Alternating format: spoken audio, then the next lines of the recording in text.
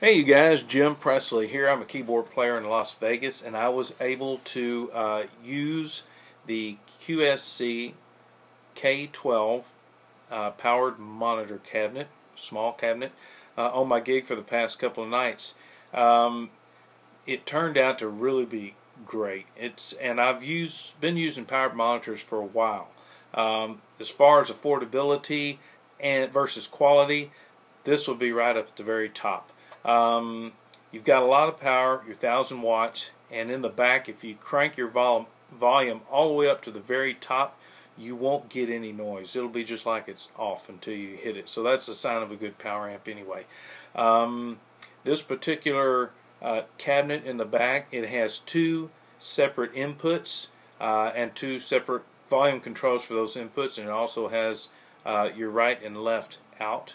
On those inputs, it can be high input or it can be low input, and there's also a couple of inputs for mini plugs, so you can run your iPod, whatever how you want to do your break music, you can do that.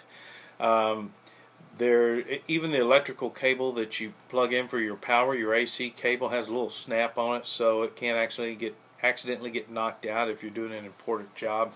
So there's multiple purposes you could use this for, including vocals and etc. But right now I'm talking about keyboards. I use primarily grand pianos and B3 organs. The room we played is a huge room because in this casino there's bartenders and there's people playing tables on the other end. Particular area that we had to reach out to seats about 50, 60, 70 people. So 90 dB is a bit loud. However, I did crank it on up and tried it so I could do this review. Ran it soft, ran it loud. It went really great. On the dials, dialing the volume up in the back, I found that when I brought it about 1/3 of the way up, it was past that threshold of being too low where the 1,000 watt amp wouldn't work well. About 1/3 of the way up, it ran very clean. And as I said earlier, you can run it all the way up to the top, and you can't even tell it's on until you hit it, slam something. But about 1/3 of the way up, I ran for the most part on this particular gig.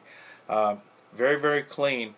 There is a low frequency button on the back and also a high frequency button, and that's what you have for a little bit of control for your equalization. Not a lot, but you have some. The low frequency button has 3 positions, has an external sub, so you can send that out if you want to send it to a sub somewhere. And then you have a normal position, and just below that you have a deep position where you can go ahead and crank some of those sub frequencies in. I prefer the normal. I like to be as flat as possible when I'm on stage so I can hear everything very clean. So I ran it flat. Right next to that button is another button, and it's for the higher frequencies, and that particular button has a vocal boost which brightens it up just a little bit on the top. You can run it down 1 position, 2 positions on that, and it's a flat position.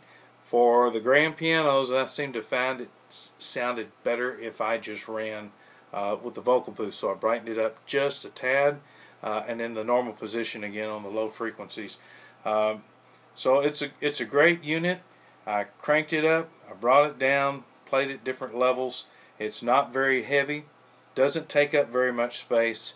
So for the money, it's great, and more than just the money, it's very dependable. This thing sounds fantastic. If you're looking for something that really sounds good and it's not going to break the bank, seriously consider the K12 by QSC.